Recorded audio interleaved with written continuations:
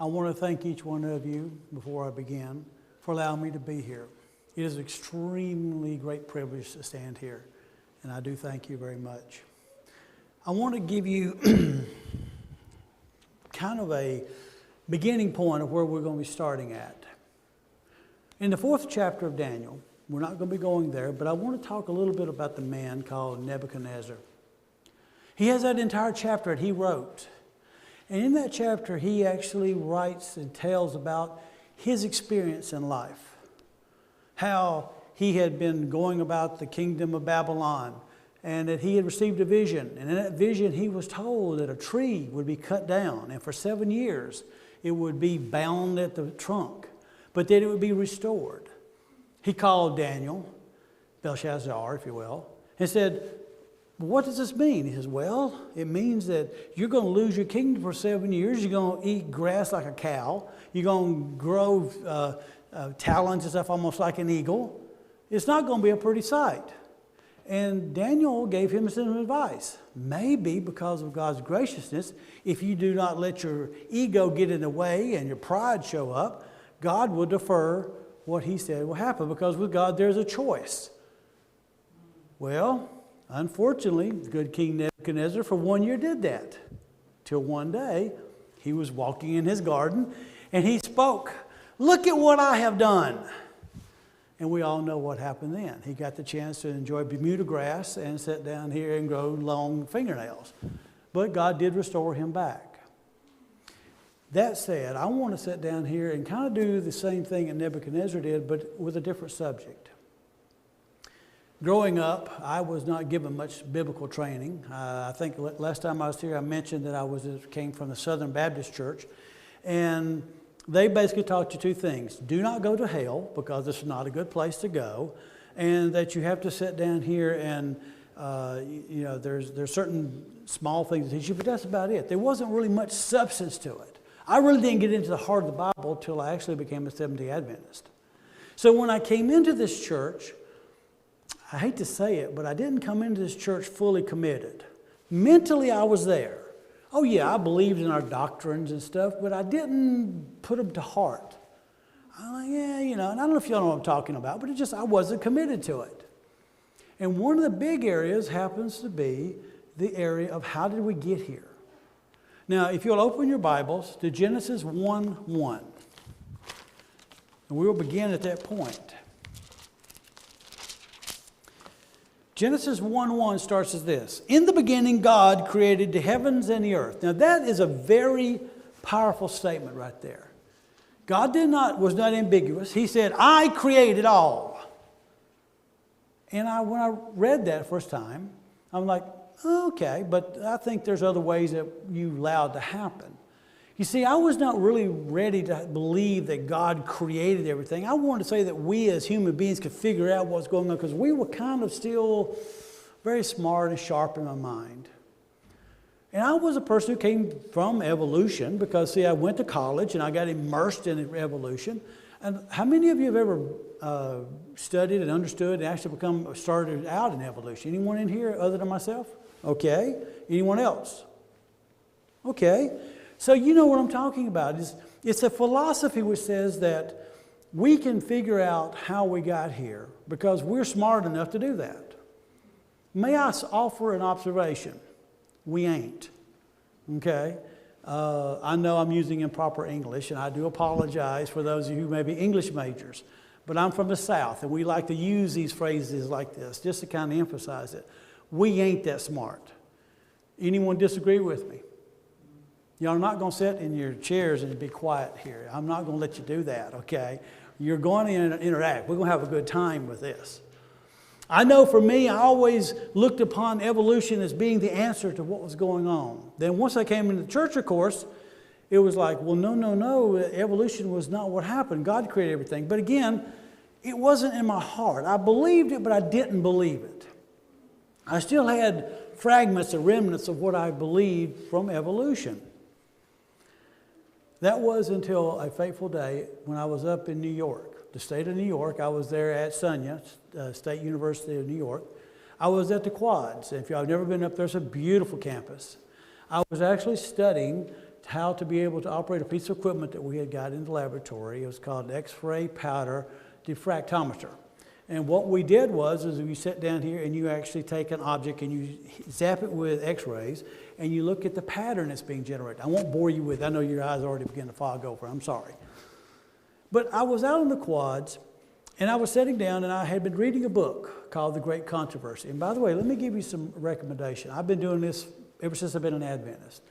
I love to listen to audiobooks in my car when I'm going places.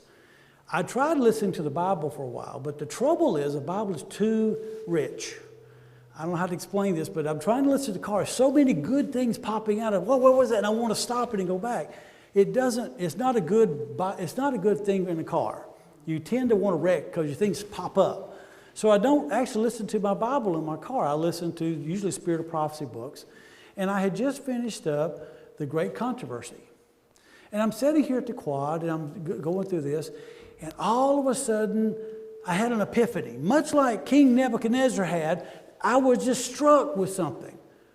What has evolution got to offer you beyond today? What has it offer you? What does it have to offer? I immediately began to realize something. Wait a minute. God says that when I die, that's only a temporary thing. We will be resurrected at a future date.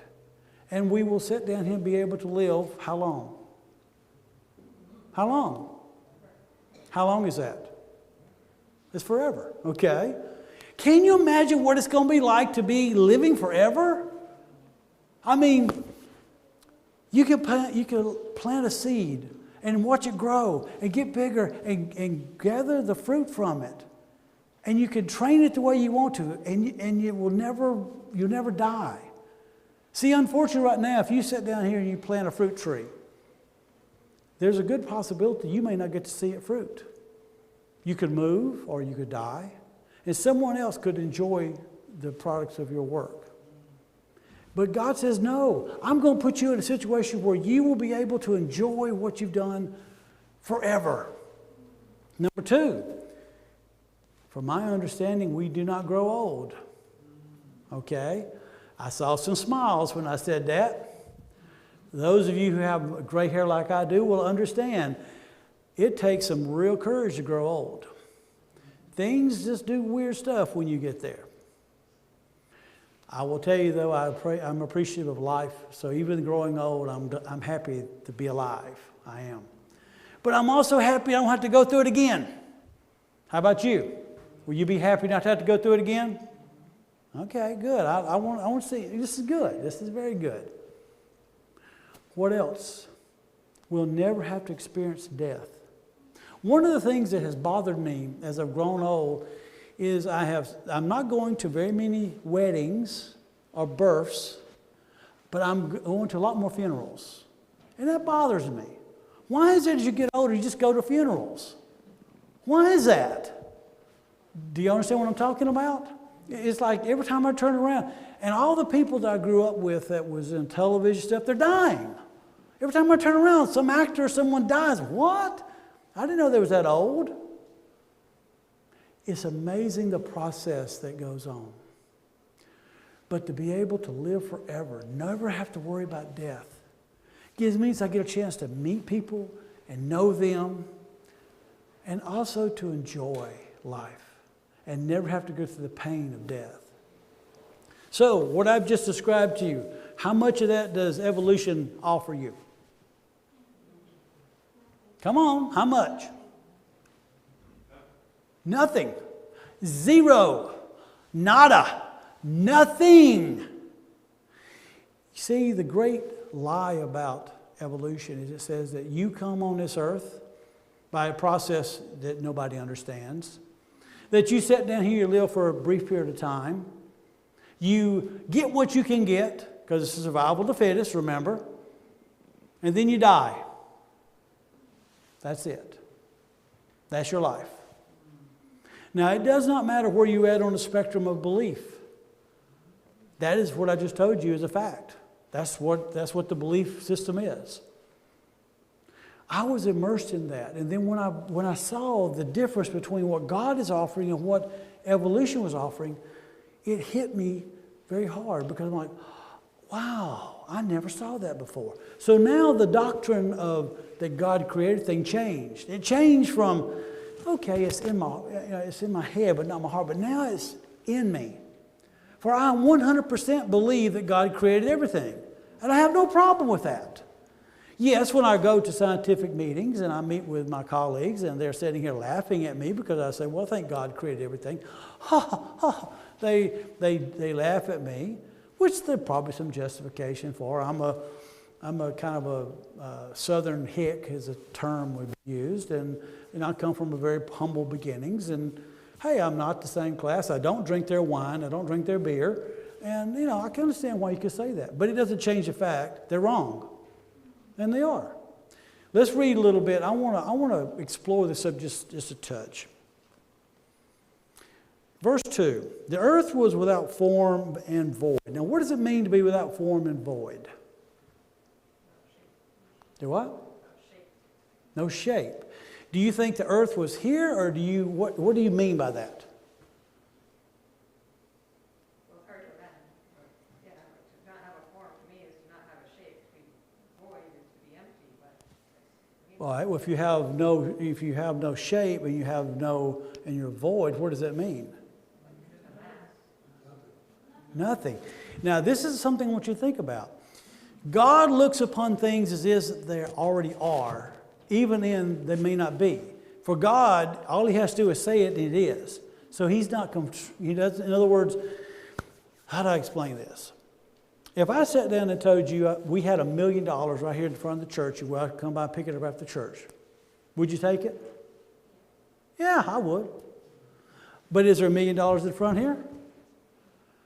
But the truth is, what God has said is that when we go to the city of New Jerusalem, what you going to be walking on? On what? Gold. Wow, wait a minute. You're going to be talking about the ground is covered with gold? And you're going to be able to walk on a pavement of gold? And by the way, let me give you a little insight. It says transparent gold. You know how you get transparent gold? A little chemistry here. If you sit down, you take all the molecules in that gold and you line them up where they're all lined up perfectly, light will pass through it. It becomes transparent. So you're talking about the purest gold possible. It's perfectly aligned. Now I'll give you something else to think about too. When you walk on it, it will not be hard. It's going to be similar to the consistency of butter. So it's going to be soft. You may not have known that, but pure gold is extremely soft. You can squeeze it in your fingers and it will actually squeeze out. So it's going to be a neat process. And how valuable is that in today's market? How valuable is that gold? Huh? Extremely valuable now. Not so valuable then. We're going to walk on it. That's all it's going to be used for. Excuse me. I think this verse is saying that God was looking upon the earth before it even existed. He looked, he said, there's earth.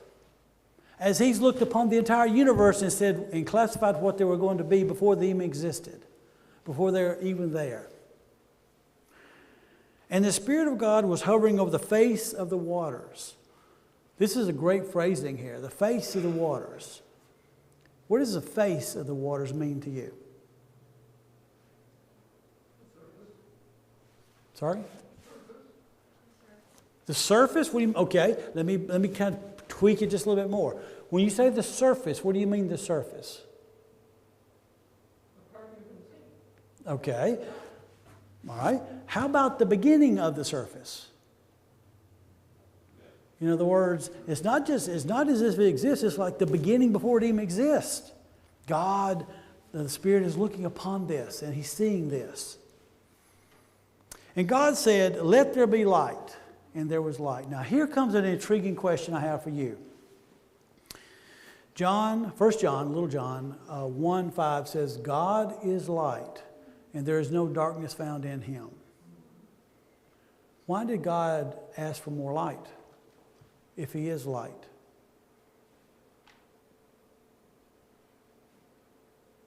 Huh? Why did He ask for light? And you got to realize how this happened while you're pondering that. Think of this. There's nothing there. And God says, let there be light, and there's light. So light came out of nothing. And what kind of light was it? Was it a very intense light? Very bright, a lot of energy? Yes. Well, can we draw from the world of physics anything what might have happened? And let me give you a clue here. 3 scientists in England had sat down and experimented with taking particles of light and running them through a proton accelerator and ramming them in, having basically a collision in space. They wanted to see what was going to happen. We do that. We scientists love to see what's going to happen. This is probably part of the reason why we're dealing with masks right now, is because we wanted to see what was going to happen. It was not a good experiment, okay? It really wasn't. So here we are, we have 2 particles of light, and they're coming together at a very high speed. They crash together. And what they found is that 2 particles of light, when crashed together, will produce matter for a brief period of time. Did you hear what I just said? If you sat down here in God's light, not some light in a proton accelerator, but God's light crashing together, guess what it's producing? Matter. All types of matter. And as we read on, we'll see how this plays out. And God saw the light, that it was good, and God divided the light from the darkness. This is another interesting question. How do you divide light from darkness? I mean, how do you do that? I mean, we sat down here and we turned the light off to get darkness. Where did darkness come from, by the way? Huh? I mean, where did it come from? Is there darkness in this room right now? But if we turn the lights out, close, does it be darkness in here? How does it get in here? Huh? It's a default. It exists without light. Okay, so the absence of light is darkness, right? But God didn't do that. God separated the light from the darkness. It's not a default. He split it out. See, light always wants to occupy everything. So if you have light, it's going to fill it. But God didn't do it. God said, no, I'm going to open you up. I'm going to split you apart. Now, you really want to kind of get your head kind of messed up. Think about the physics behind that and what had to happen. And God called the light day, and the darkness He called night. Aha, our very first 2 English words that we work from. Day and night. I had a meeting one time with some people coming to my house wanting to do Bible studies. They were Russellites was their original name. They later became known as Jehovah's Witnesses. You may not know this, but Russellites came out of the Great Adventist Disappointment. When, in 1844, the Great Disappointment occurred, there were 3 groups that came out of that. One was First-day Adventists. The other one was going to be another group. And then, of course, eventually was what we call today Seventh-day Adventists. Well, the Russellites came out of that second group. This is why they constantly talk about the prophecies and what's going on. There's a commonality that we have. Not a lot, but there's a commonality we have there. Anyway, they had come to my house and they wanted to study. And I said, ooh, goody, I love this. When you come to my house, you want to do Bible study. I like that. So we opened up our Bibles and we began to sit down here and talk about things. And immediately they wanted to talk about the creation. They wanted to talk about the week because they were trying to make a different point. And they went to the book of Genesis. And I said, well, look at here. It says day and night. So that was the defined periods of time. Those periods of time, what we call today, day and night. They said, oh, no, it's not. I said, well, yes, it is. And we had an argument about it right there. We parked right here on Genesis because I believe that when God says it was day and night, He meant it was day and it was night. Our time, even today, is measured this way. The beginning of a day, and I mean the day, the whole 24 hours, is defined as night. It goes, and then we start the day. At the end of that day is the whole 24-hour period. Now, I know it's a little more than 24 hours, but let's just use rounding it off. We use that today. Unfortunately, due to some changes that we human beings felt was good, when does normally our day start? Midnight. Who in the world come up with the idea of starting a day in the middle of the night? Think about it for a minute. That is the worst thing in the world, but that's what we have. Everything is in the middle of the night. So what happens is you get night split up.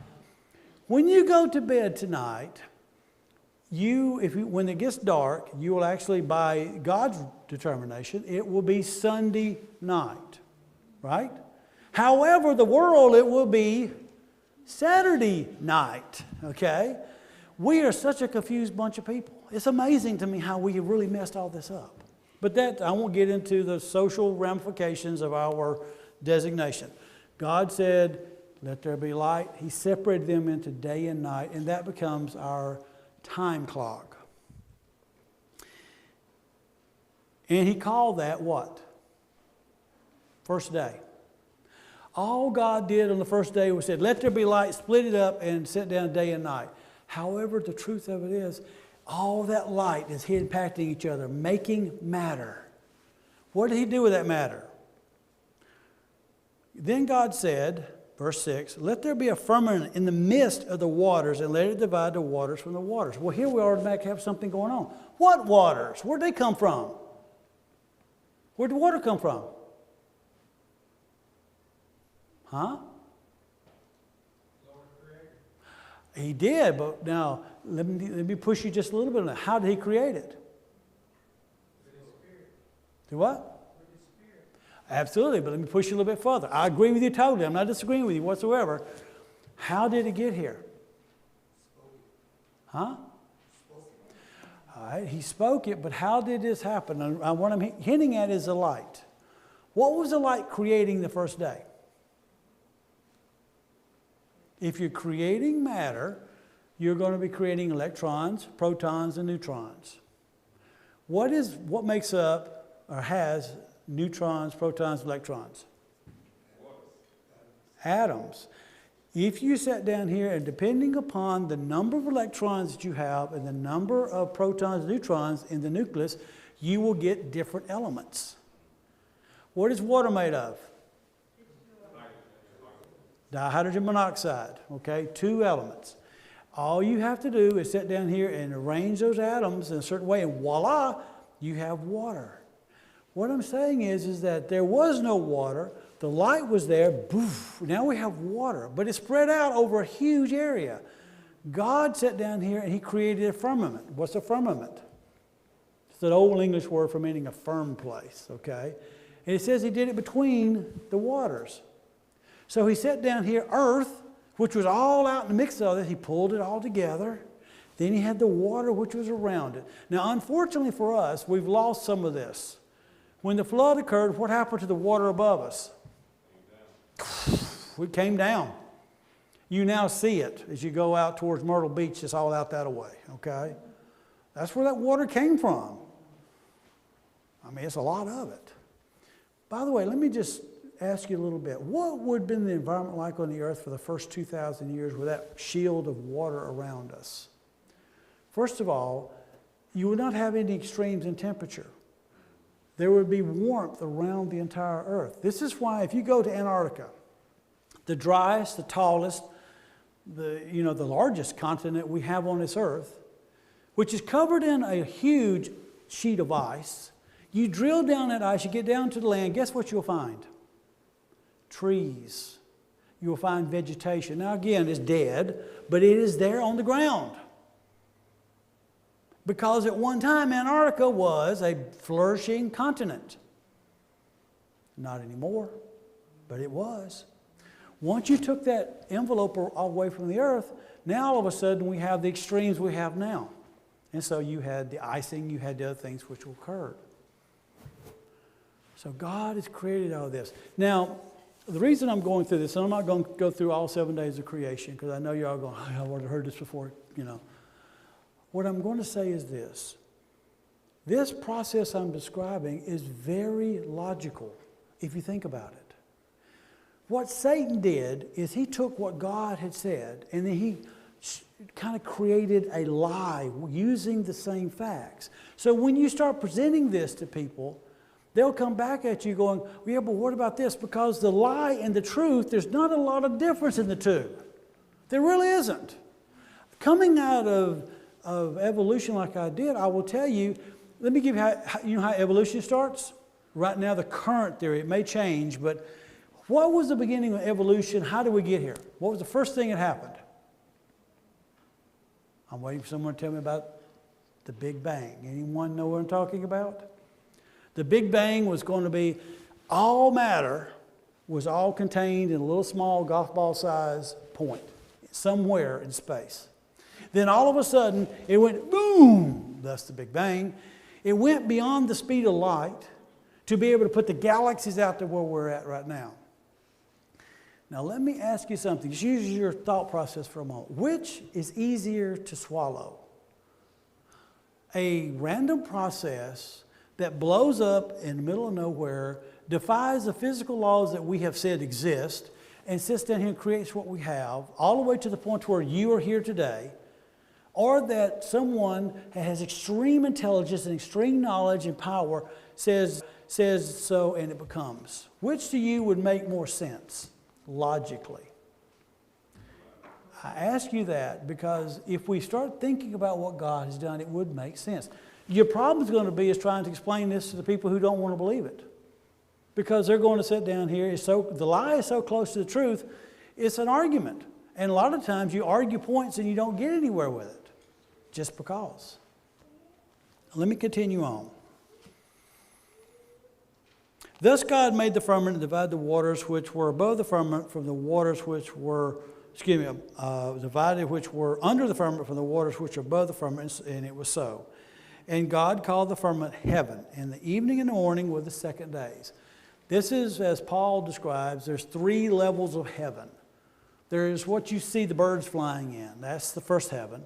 You have the distance between what we call heaven, where the throne of God is at, and the birds is the second heaven. They didn't know how to classify it because they didn't know the distance at that point. And then you have, of course, where God resides. Let me just really mess with your noggin just a little bit. When you come through school, how many of you were taught they knew what the speed of light was? That it was a constant? Because you do realize everything we measure out in the universe is measured by the speed of light. Okay? When they tell you that the Andromeda galaxy is 1.7 light years away from us, they're saying based upon their calculations how fast light travels, it would take you so many years to get there. What if I was to tell you light is not a constant? It's not a constant. And you may go, huh? What are you talking about? The speed of light is dependent upon the material it's going through. If you have light coming through this room, and there's 2 particles in here, the speed of light will be one thing. But if it's 4 particles, it will be different, and so forth.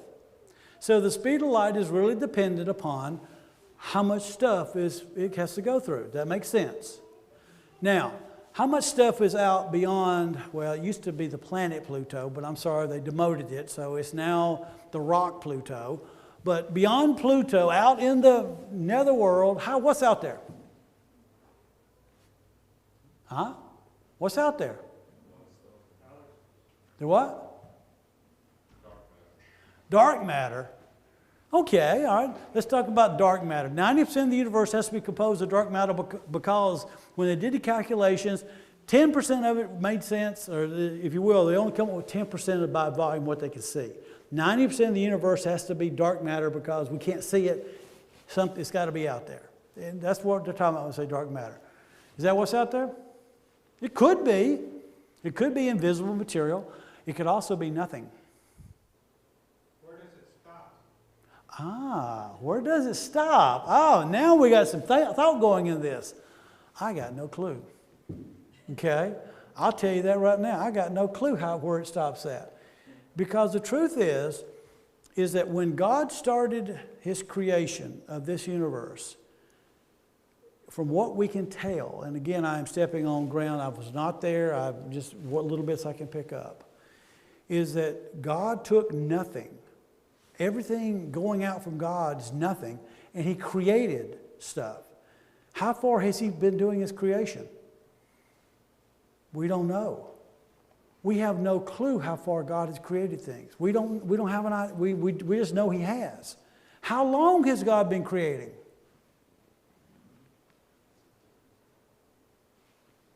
How long?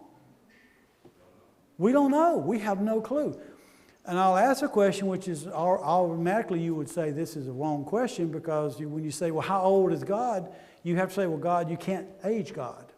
You cannot put an age on God because God doesn't age.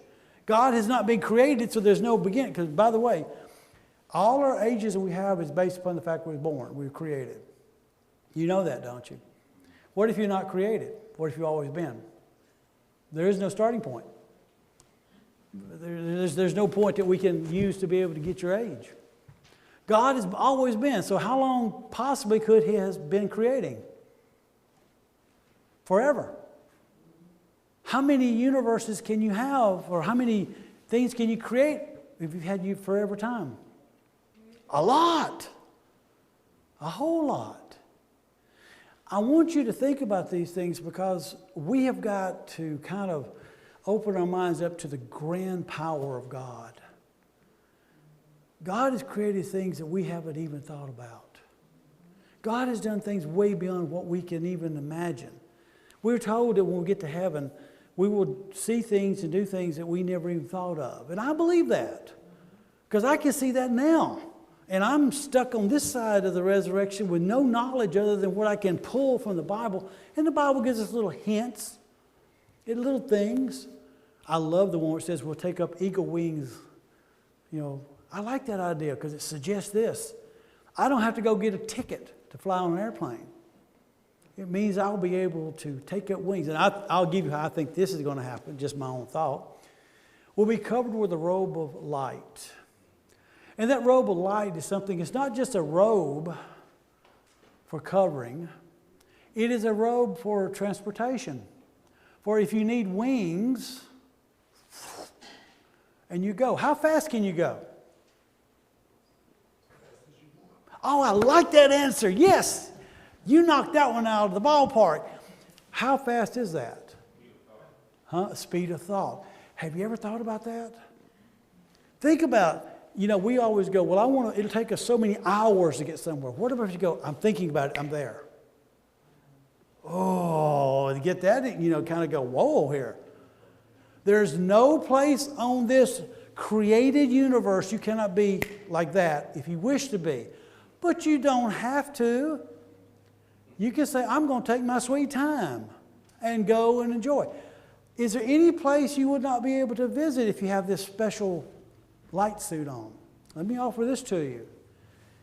The environment in space is not conducive to life. However, with a light suit, it's not going to bother you whatsoever. You can be right in it all you want to. That means you can go into extremes.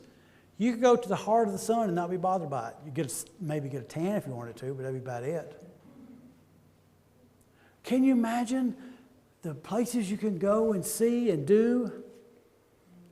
Oh, it is great. And it really kind of encourages you sometimes when I wake up in the morning and I'm looking at this world and I'm going, oh boy, we have another day of this. Versus the excitement of what God's going to offer to us. I tell you this because I want you to get excited about what God has done for us. You see, we gave it up. Everything I have been setting up here talking about, we took and chucked away because we wanted to be God. We did. If you sit down and read the story of Adam and Eve, the promise that Satan gave them was, you shall be as gods, knowing good and evil. Well, we now know good and evil. I really wish we didn't. I really wish we didn't, but we do. And unfortunately, it's a knowledge that we've attained. But God says, I have a way out for you. Now, it will cost you. This way out that God has given us, it will cost us in the pain of being in this side of the resurrection. The loss of family, loss of loved ones, the pain that you have to go through, the troubles, the way people treat you, all those things. But in the process, we will probably have to die. Some of us may not. Some of us may get to see Christ come without having to taste death. But more than likely, we'll have to taste death. But then God says, no problem. Poof. I create for you a new body. And then I just take you, your personality, who you are, and plug it in. And guess what? You're back. And how quick is this? How quick is it? How about this? Blink your eyes. That's quick. That's quick. Do you realize everybody who's already died is already in the process of that blink? The next thing they will know will be, here's Christ coming. Now, we have been given a permission that because we're dying under the third angel's message, we will actually be able to see Christ coming in the sky. But, God has given us so much. And because of this great gift, even though we rejected it, God brought us back. He said, let me create in you something special. Not only was the earth created, we were recreated. We as Seventh-day Adventists preach this and teach this and believe this, that we're not just here to be alive, we're here to be recreated in God's image. We are brothers and sisters in Christ, and what we do reflects Christ in everything that we do. When I was working at the Sumter County Sheriff's Office, I'd go into meetings, and the poor fellows there, they were, I hate to say it, but they're guys, most of them, there's a few girls there. But they would like to sit down here and kind of put on airs and see who could curse the best. I don't know why, but they just thought it was a thing to do. And I'm sitting in the middle just going, oh, great, here we go again. I wouldn't participate. And I noticed after a while, they even started toning it down when I came in. I don't know why, but they just felt like that they wanted to, he's not on board with us, or maybe they felt guilty, I don't know. What I'm saying is this. God wants us to stand in the middle of the garbage and smell like a rose. He wants us to sit down here, even though we happen to be in the middle of the septic system. Don't let it discourage you, because He is creating something new. This new creation is greater than this earth being created. It's greater than what I've just talked about here in the Bible because it is unique. Do you realize how rare you are? The Bible says you're rarer than a wedge of gold from Ophir. Now, I don't know where Ophir is, okay? I'm sorry. Ophir's, several people said different locations, but apparently it's quite valuable. And you're more valuable. You're so valuable, as a matter of fact, that throughout the rest of time, there will be people coming to you from different worlds, and they'll be talking to you about your experiences and what you went through. And they will sit down here and be in awe of what you went through and still followed God. Can you imagine that? Now, I myself would go to them and say, there's nothing really special about me, because there's not. It's all because of what Christ did. And let me point you to that. Give these folks even more to be excited about than they already are. But we are His beautiful jewels. We are His children. Now, sadly enough, His crown was supposed to have all the jewels He ever created. Unfortunately, there will be some missing. But don't let those who are missing tear you down. You are His children. How many times has Satan tried to make you depressed over what's going on? Make you tired. Oh, I'm so tired of this, or I'm so tired of that. The truth is, every one of us have been placed where we're at because God wants us to be there. Some of us have not have to fight health issues. Some of us do. Why in the world would God allow His children to have to suffer health issues? Well, let me give you a clue. Are there people who are lost who are suffering health issues? They're not going to listen to someone who doesn't have problems. If I go in and I talk to someone who has lost a leg, an arm, or something, I'm really unqualified to speak about how it affects you. I got my legs, I got my arms. I don't know. I've not experienced it. But if someone goes to them and they've lost an arm or a leg, they're able to talk about it and be able to speak with authority. Why? Because they've lived it. See, Jesus didn't just come down here as God. He came down here as us. He came down as one of us. He came down to show us the way, and that's what we are to do with others. Because we are just representing Him. That's all we're doing. And so, don't be discouraged by the negatives that are going on. God may have put you in the middle of the negative to help somebody. Look for it. Look, see what you can do to help. King Nebuchadnezzar, at the very end of chapter 4, commands all of the various groups, satraps and others, to worship God, for he is God. Nebuchadnezzar learned a lesson after eating grass. He learned a lesson after his fingernails became like eagle's talons. He learned a lesson about the love of God. You are all God's representatives, and you have that same message to give. In your life and what you've done, you have before you what God has created for you, a story that makes you so unique that no one else has your story. And you can go to people that God sends to you and tell them about what God has done. Some will listen, some will not. It's not up to you to decide who goes to heaven. I came out of a church, a Southern Baptist church, would sit down here and say, well, this person is not going to go to heaven. Oh, I'll challenge you. Tell me what criteria gives you the right to say who's going to heaven, who's not. When we go to heaven, I suspect that we will be very surprised who's in heaven.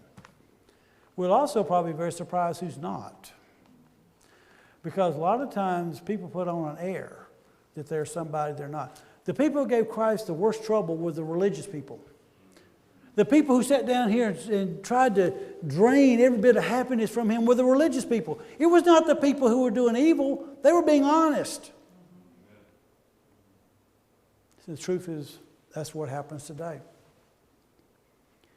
You will probably be hurt more by people in the church. Oh, I'd probably be careful saying this. I know y'all about to throw me out on this. But sometimes the church can have people who will stab you harder than the world can. And it can leave scars. I have met many people, and I have scars, by the way. I will tell you right now, I have scars. I have been criticized for many different things, and my wife has been criticized for many different things. And it hurts when people do it. But I'm never leaving this church for one reason.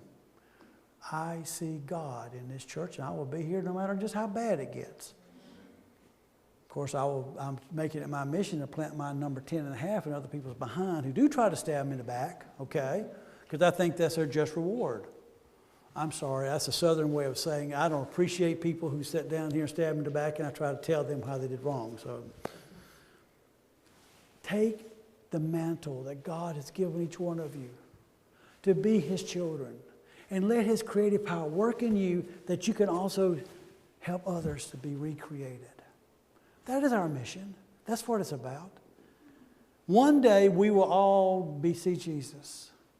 Let's not push that day quicker. I know some people now say, oh, the world's going so crazy, I'm ready for Christ to come back. Well, I am too. But until we get all the people reached, until we sit down and do everything that God wants us to do, we ain't leaving.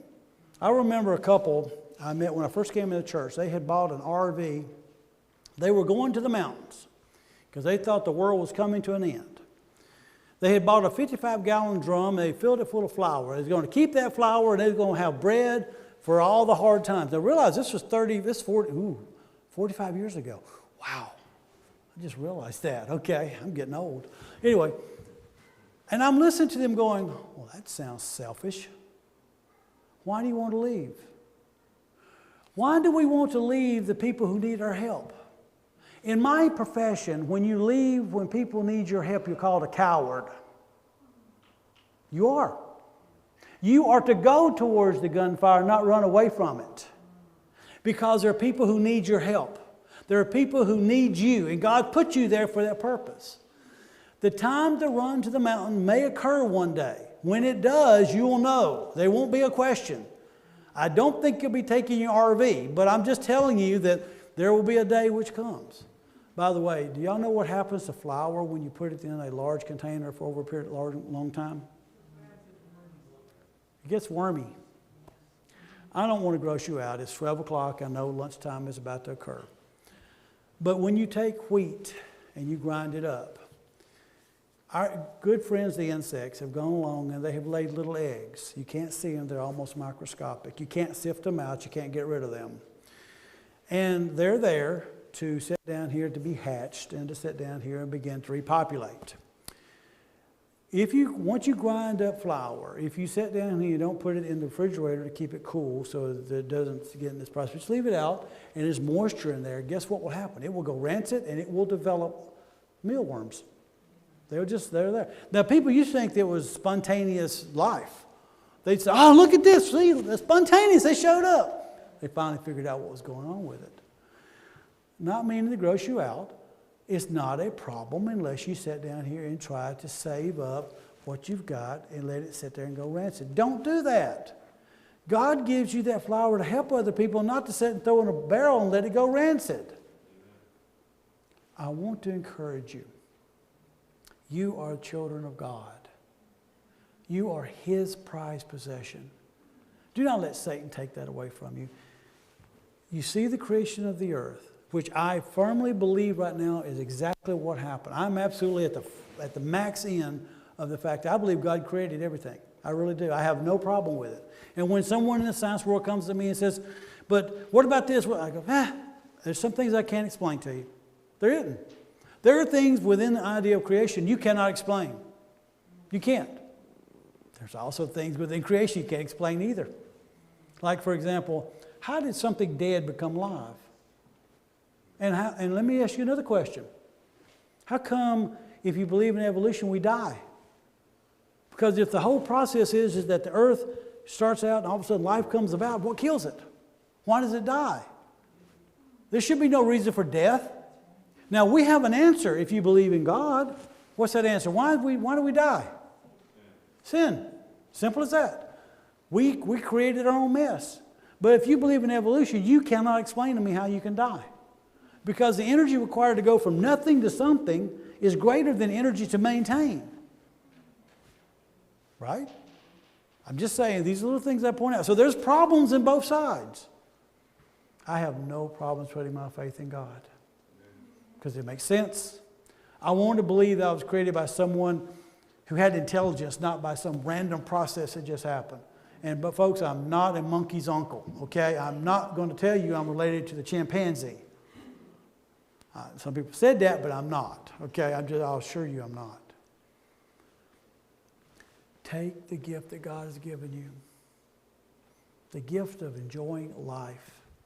For you are alive. Use every minute of it you can, whatever the situation may be. Rejoice in it. Give thanks in it.